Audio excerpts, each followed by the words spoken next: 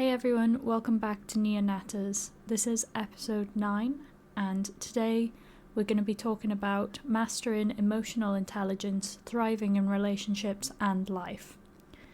So, how this podcast is going to be structured is that we're going to define what emotional intelligence means and look at it in different aspects of life. Then I will be breaking down the key elements of emotional intelligence, providing examples so that we know what to look for. And then we will be talking about how to improve empathy and communication in regards to emotional intelligence, and then see how we can manage emotions in stressful situations. I'm going to talk you through a little self-assessment and growth session. And then we will close the podcast, as we always do, with any questions if there are any, or, just by a little outro. So let's get into it. So the way I define emotional intelligence is controlling one's emotions and feelings. And that's basically what it is, because it's just being aware of how you feel and controlling it mindfully, I would say. It's not a very big definition, but I think it's pretty self-explanatory. It's just being intelligent about your emotions, whether that's throughout relationships, within your career, and within personal growth as well. So we will look at these individually. We will start at relationships, of course. It's very important to have emotional intelligence within relationships, because you really don't want relationships to be one-sided.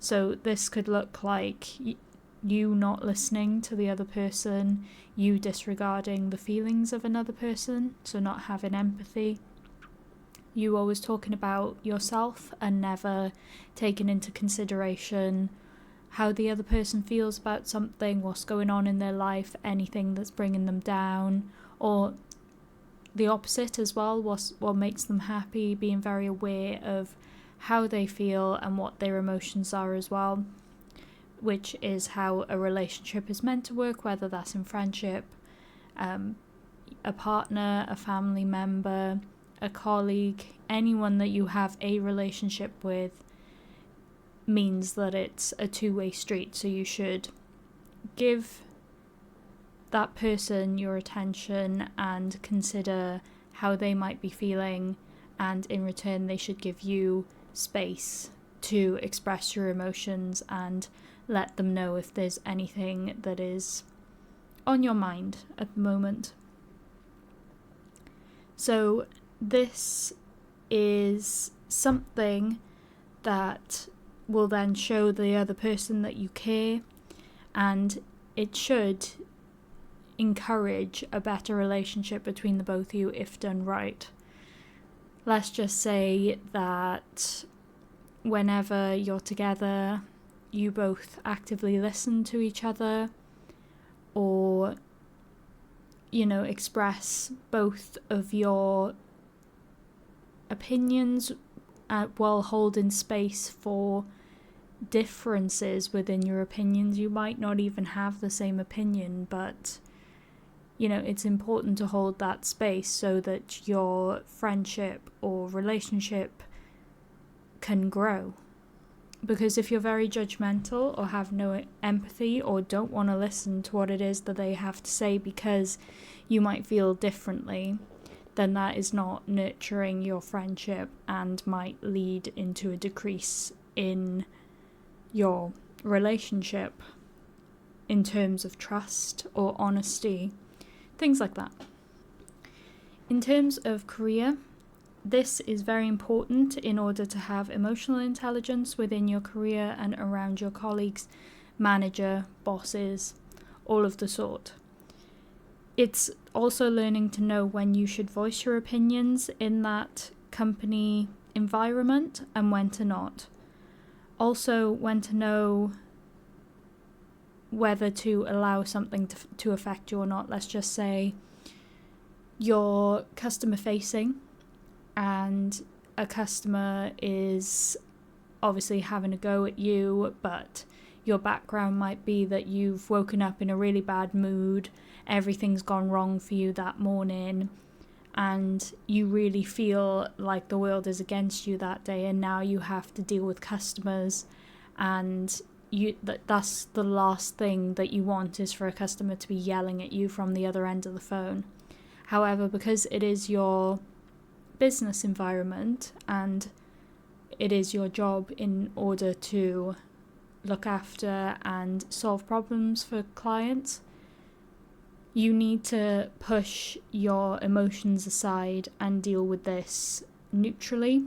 I don't know if in your company it's suggested, but for sure in our company you should be very neutral when speaking to a customer. Not let how you feel determine how you treat the customers. You should always have quite a neutral approach to each customer and treat each customer fairly and equally. Alternatively, this could also look like when you speak to your colleagues, you might once again be going through a bad day, but you shouldn't let that affect you, because obviously it's important for you to not push your emotions on everyone else.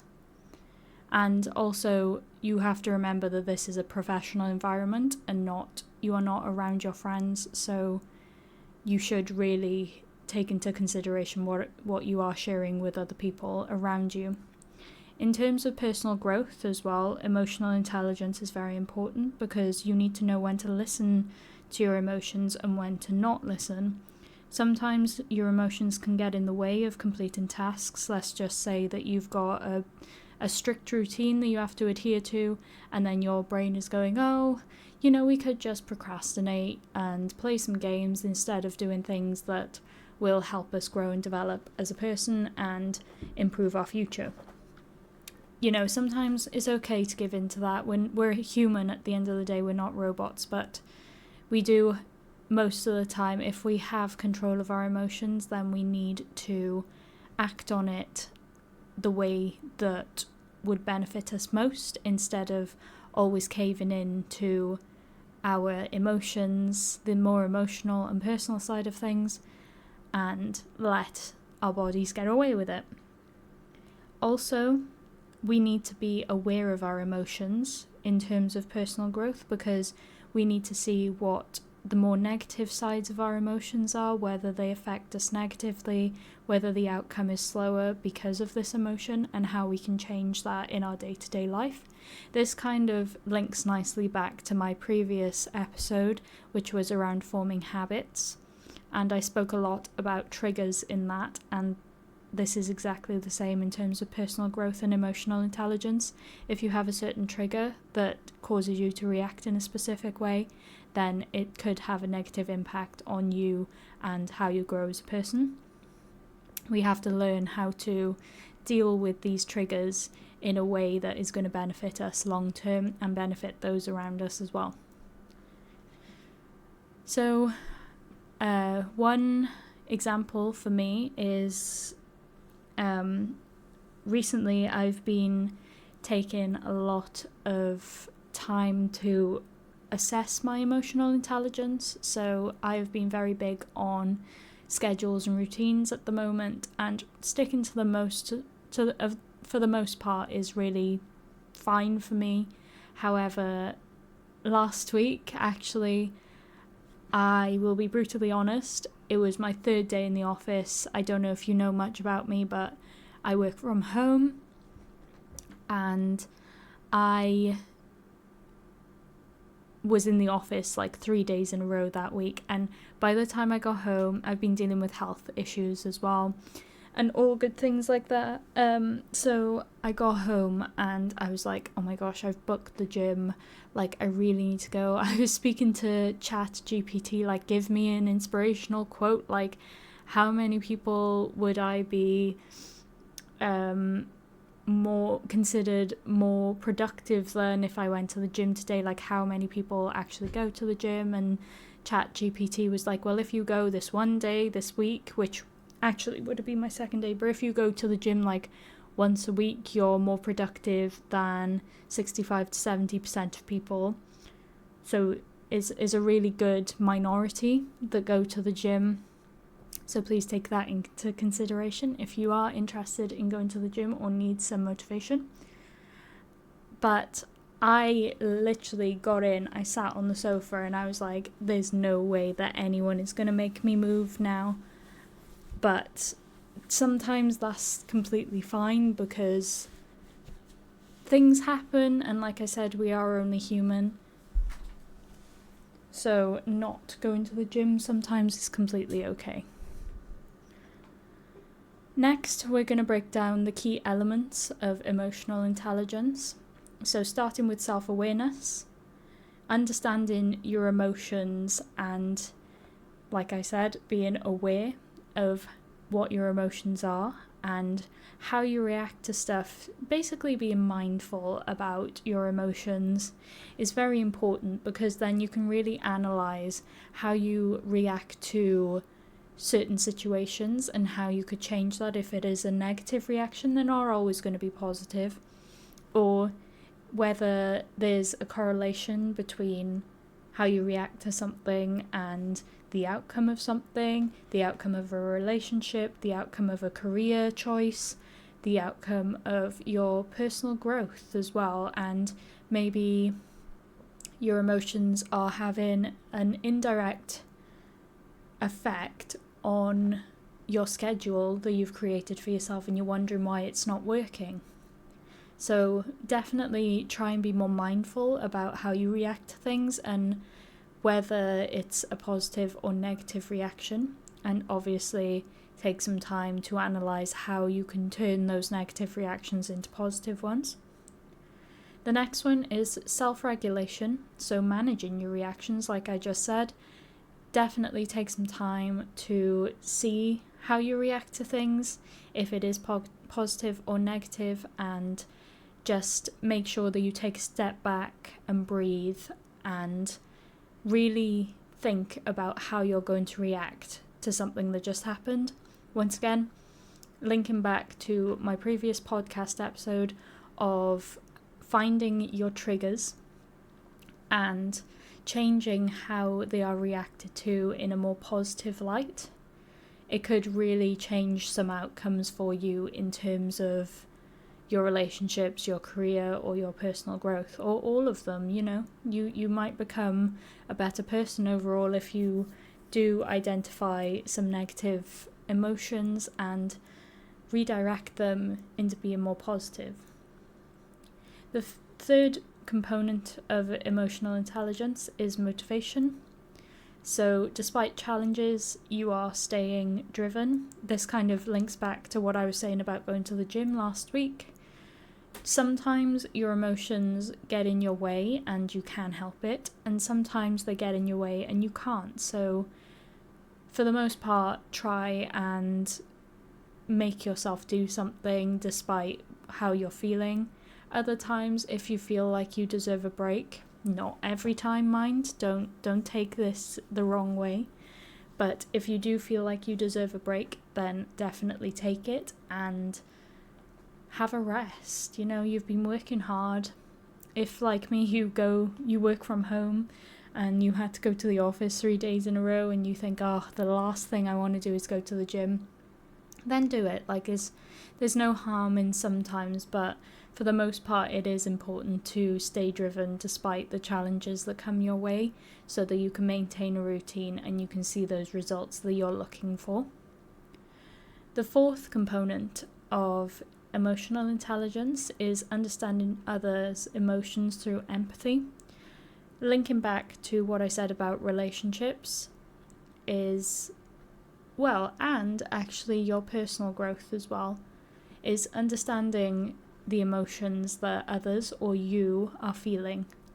So this is a perfect self-reflection method, is that you can say, if you're chatting to a friend, for example, and you react a certain way, then maybe it might come across negatively to the friend. So, number one, you didn't really understand the other person's emotions. And number two, you aren't understanding your own emotions if you reacted that way and thought that it was the right thing to do.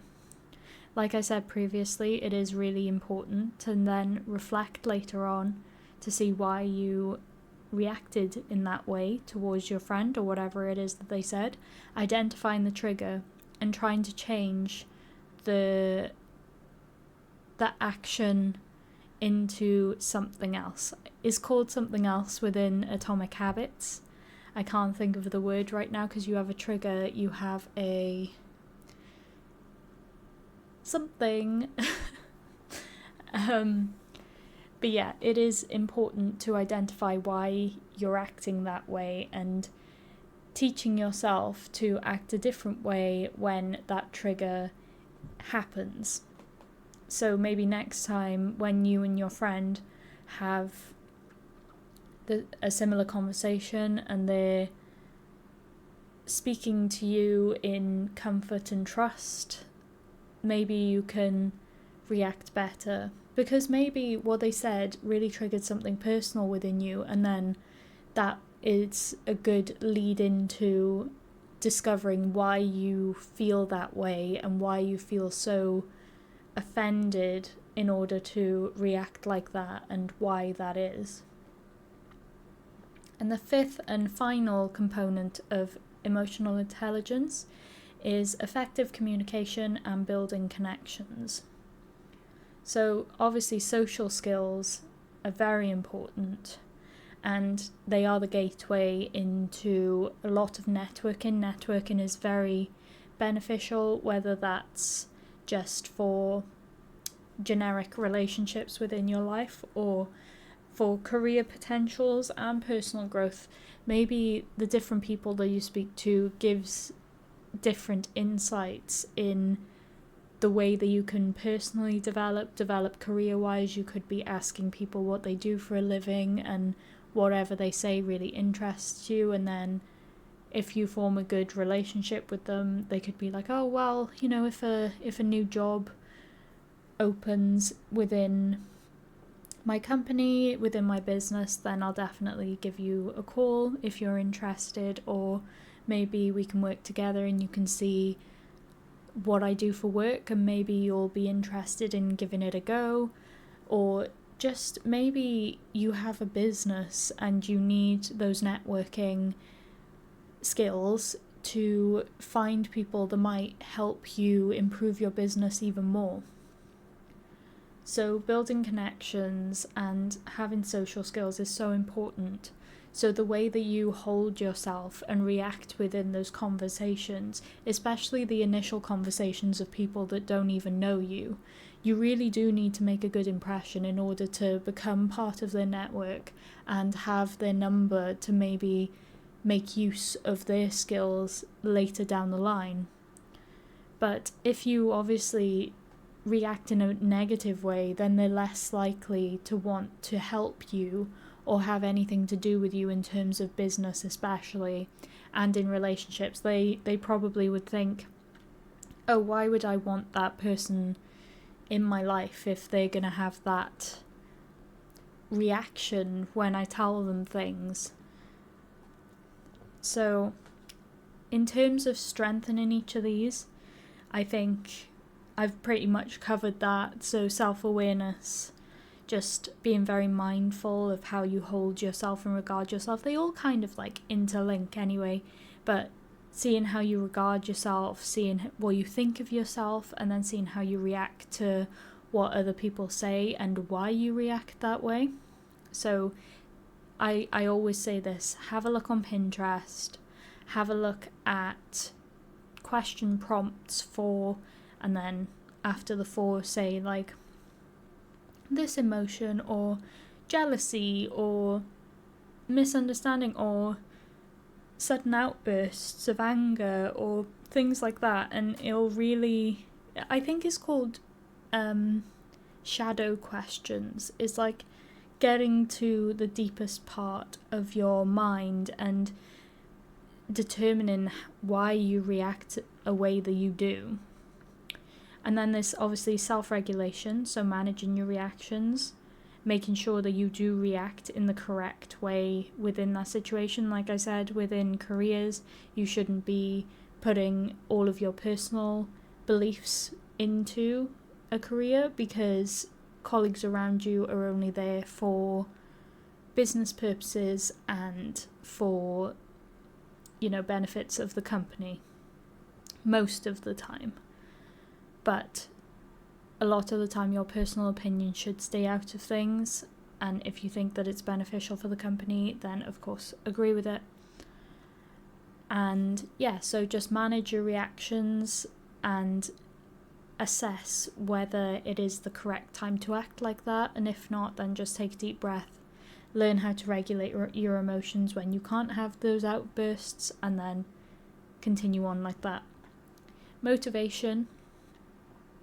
How to strengthen this is to make sure that you are practicing putting your personal emotions at that time aside and doing what you think will benefit you for your future instead of how you feel at that exact moment.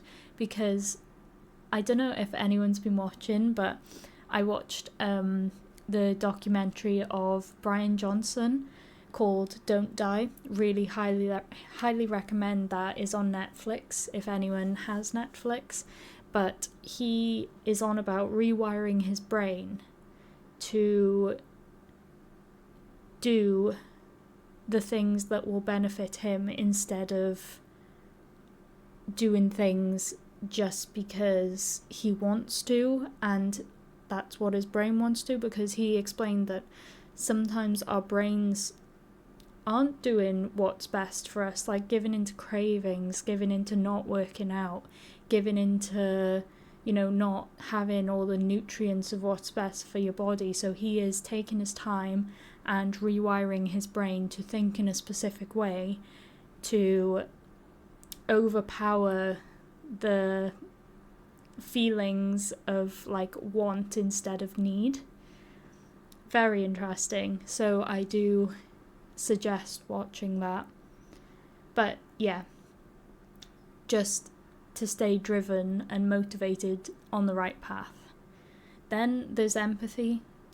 Once again, a lot of this derives from your own feelings about things and actively listening and actively trying to understand where the other person's coming from, especially when you want to understand the other person's emotions. Go back, if you don't completely understand, in your own time, go back, reflect on what they said, have a look at why they might think that way, get to know them on a deeper level and see if their background, their environment, their upbringing, whether it affects any of it, and that will make you a bit more empathetic towards them if you know that some aspect of their life has affected them.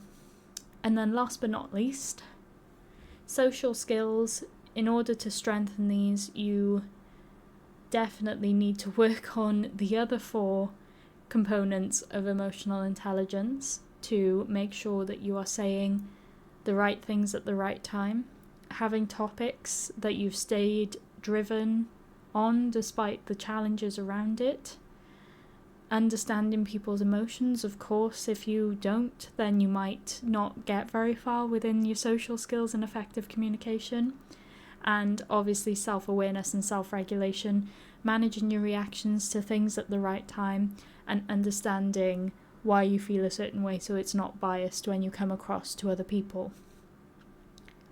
So now we're going to move on to improving our empathy and communication. So I will just give you a few tips for active listening and validating others' feelings.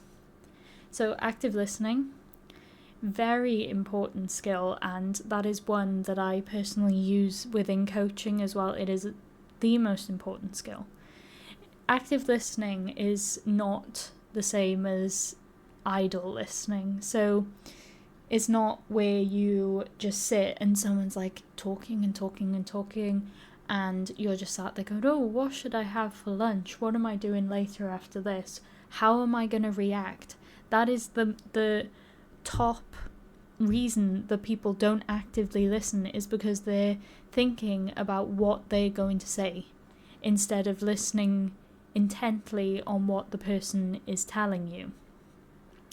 So in terms of active listening, make sure that you are hanging on to that person's word. And there are tips even to show that you were actively listening and to show the other person that you were listening as well. So that is listening to everything that they say and then forming a summary in your mind and repeating it back to them to make sure that you have gathered the most important points that they want to put across to you, instead of just little bits and bobs that you might have picked up while you were thinking about how you were going to answer them. That also makes sure that you have not only actively listened, but you have come up with a response to them by repeating back what they just said to you, which means that you have not only actively listened to them, but you then have a response to give them, which might feel like you validated their feelings because you've listened so intently. On the topic of validating others' feelings, it is important to do this, even if you don't agree. So you can do this. The easiest way to do this is just say, oh, I completely understand that you feel this way. You must be feeling blah, blah, blah.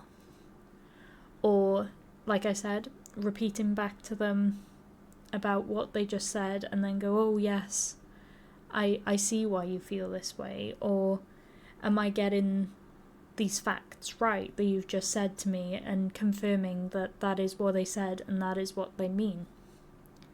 It's really important to validate others' feelings as well, because that increases trust within the relationship, because they're obviously telling you something that they're very emotionally attached to. Therefore, they trust you to a certain extent.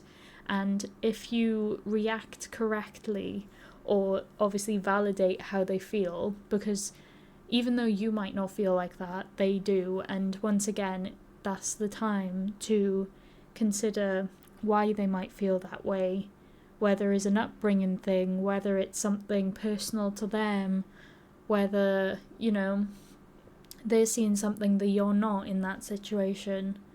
And by validating, it's making sure that you stay on balanced grounds and are not bringing your emotions into it if you do feel differently. Now we're going to move on to how to respond thoughtfully instead of reacting impulsively. Like I just hinted to, responding thoughtfully takes some mindfulness, so this is also going back to self-awareness and self-regulation, making sure that you're taking some time to think about how to respond, making sure that you've got all the facts right before you reply, making sure that you catch yourself if you're triggered, knowing your triggers so that when you do get triggered, you know that that is not how you really feel about something, but that's just a trigger response, like I said, instead of then reacting impulsively and potentially hurting that other person's feelings. But thoughtful responses form when you have all the facts, you take a moment to think about what they just said, repeat it back to them to make sure that you picked up everything that was important in that, because it could be like, I don't know, they tell you about something that happened to them and how they felt at that time, and then the most important thing that they said about that experience is something that you missed when summarizing it back to them, and then they'll be like, oh no, and this as well, and you'll be like, oh yeah, that's what they treasured the most about this interaction and I completely overlooked it. Now I have to take this into account when thinking about how I react to this by responding. And then you take a step away and then you think, are any of my personal emotions involved in this before I react? And if they are, think about why. Obviously this is really hard to do when you're in the middle of a conversation, but the more you do it, the faster you'll be able to do it in the future. So when you first start, even if you mess up a few times, you then go home and then you take some time out to rethink about the conversation, think about what was said, identify the most important aspect, and then speak about or think about why what you reacted like was wrong and how you could have reacted better and what caused you to react that way. So yeah, that would be my tips for those situations. Managing emotions in stressful situations. So I feel like this goes back to almost every single other episode that I've done on this podcast so far. And if you haven't seen those, please go and check them out and let me know what you think in the comments below. But it's so important to manage emotions in different ways. Not all of these might apply to you, by the way, but a lot of them are very similar anyway, such as mindfulness. So be mindful in what you give out to people in terms of information, reactions, emotions, whether it would offend them. And just taking that time to make sure that this is your true self that's coming out to reply to them, instead of, reacting in a way that is more about something that triggered you. Obviously, alongside mindfulness, there's deep breathing. Deep breathing gives your brain enough time to consider a response instead of just leaping at the first thing that you think and sending that out into the world and into existence. Another one is reframing negative thoughts. So you could hear a situation and think really negatively around what this person is saying. And once again, I just would like to remind you that it is important to consider the background of that person. No two people are the same. We've all had different upbringings. We've all had different environments that we've grown up in. We've all formed and experienced different things. So what one person might think might not be the way that you think, but neither of you are wrong, but you could reframe your thoughts into positive ones by considering how that person might be thinking differently to you and why that is. Also, reframing negative thoughts is obviously going back once again to triggers and why you have those triggers, and instead of acting on that trigger, you might be able to reframe how you react so that the next time that that trigger occurs, there won't be any negativity that you give out to the person or to the situation that you're in while feeling the way that you do. So, once again, a strategy is pausing before reacting. That is also very closely linked to mindfulness, deep breathing, and reframing negative thoughts, because once you pause, you can think about being mindful about the other person. Consider that they might think differently to you. Deep breathing, because once again, it will give your brain some time to think rationally instead of irrationally, and maybe it'll give you enough time to not react to a specific trigger that you come across. And reframing negative thoughts, the pause will give you time to think, oh, actually, this is a trigger. What am I meant to do instead of reacting negatively about this? Oh, I should do this, then let's do it. So now we are going to go to a self-assessment, and I'm going to read out a few sentences that I want you to consider within yourself and to see where you stand in terms of identifying your emotional intelligence strengths and also your areas of improvement. Usually you can do this in two ways, so I'm going to read out these sentences. If you want to, grab a piece of paper and list whether your reaction or whether your opinion would be 1 to 5. So in terms of strength, like 1 being the weakest and 5 being the strongest, like 1 is no and 5 is yes. 3 is obviously unsure or in the middle. So number 1, there's going to be 5 sentences within each section, and there are 5 sections, so 25 questions or sentences overall. And otherwise, you can just do this in your head and you can answer yes or no. When you're finished, see how many 1s or 5s you have, and I can put the questions in the comments, not in the comments. Nia, what are you talking about? In the description, so that you can do this in your own time, but then you can see which areas need work, or where your strengths lie and where your areas of improvement, why can't I speak now? Areas of improvement are in terms of your emotional intelligence. So number 1 is self-awareness. So here are the 5 sentences. I can recognize my emotions as they arise. Yes or no, or 1 to 5. I can understand how my emotions affect my thoughts and behaviours.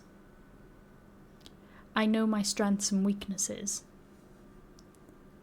I can identify the triggers that lead to my emotional reactions. I am comfortable discussing my emotions with others. Obviously, if you need to pause and I'm reading too fast, then please do so and then return when you're ready. Section 2 is in terms of self-regulation. I can stay calm under pressure or in stressful situations. I can control my emotional impulses rather than reacting immediately. I adapt well to change and uncertainty. I handle criticism without being defensive.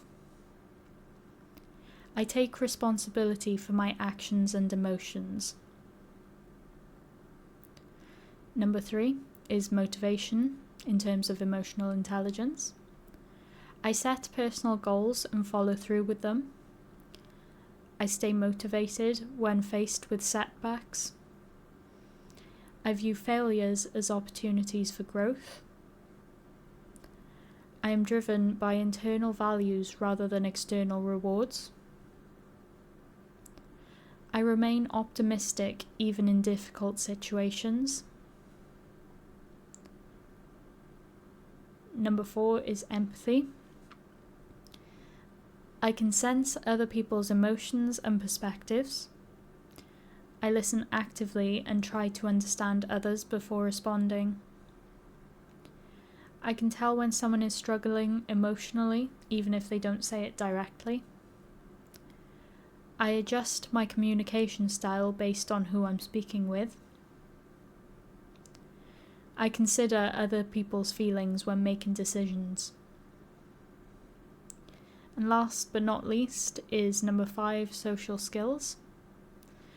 I build and maintain positive relationships with others. I handle conflict in a calm and constructive manner. I communicate clearly and effectively. I am comfortable working in a team and collaborating.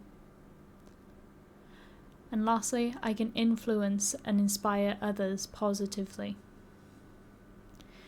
So let me know in the comments which areas you scored the highest in, which would then be your emotional intelligence strengths, and which areas had lower scores, which might consider to be your areas for improvement.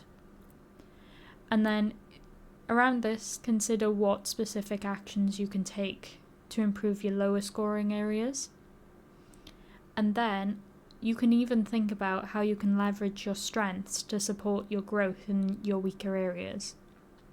I hope you enjoyed that, by the way.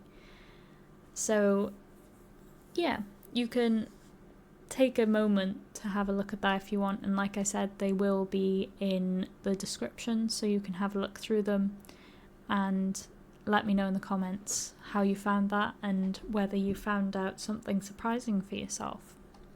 So, as you can see throughout this podcast, emotional intelligence really does impact every area of your life because it is part of you, it is part of your belief system, it is a part of your feelings and reactions to things. It also impacts your relationships, your career, and your personal growth and the future that you might have. Please, if you have done the self-assessment or you're already aware of a quality that might need some work, then please consider practicing improving a skill daily, or even just working on one that you're already working on daily and just would like to maintain. And please let me know in the comments below whether you enjoyed this type of podcast. I would be very interested in seeing whether you're enjoying the more coaching type of podcasts, or would you rather my more personal podcasts, such as podcasts 1 to 5. The coaching ones are 6 to 10. Anyway, thank you so much for listening to this podcast if you made it this far. If you did, then please leave a like on this video and consider subscribing if you haven't already. As you might have seen as well, I have also started up a Patreon where you can just generically support me and my channel, but there are also things that benefit you there as well, such as requests for your own personal self-development that you want me to make a video for. I can do a commission and create a video for you in replying to it so that I might be able to help you in an aspect of your life. More things will be coming.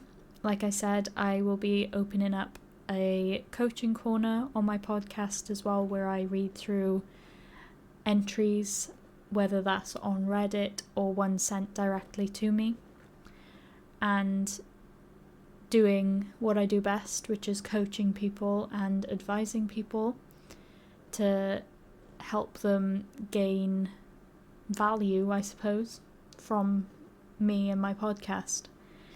So in that case, I will see you next week, where we will be discussing the last episode of the coaching episodes, which is the road to resilience, how to bounce back from life's challenges. If you have any questions about what we covered in this episode or previous episodes, or even next week's episode, then please leave your comments down below and I will get back to you, whether that's by replying in my next podcast or whether that's by text. So I will see you all next week. And if you haven't already, please go over and check out my coaching website, which is in the bio.